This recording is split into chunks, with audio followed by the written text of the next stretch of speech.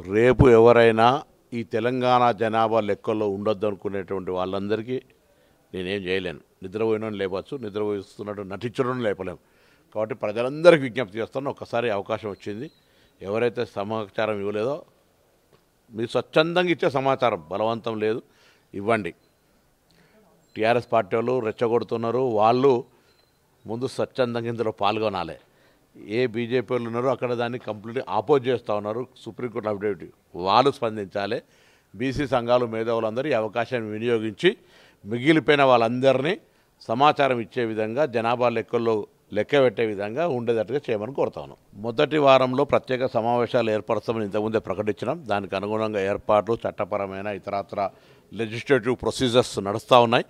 దాని తదుపరి తప్పకుండా ఢిల్లీకి పోతుంది కాగితం వెంట అమలు చేసుకొచ్చుకోవడానికి మేమంతా వెళ్తాం. తెలంగాణ ప్రభుత్వ నిర్ణయంకు సంబంధించిన స్టేక్ హోల్డర్స్ అందరూ, including all political parties, openly special invitee అందరూ రావాలి.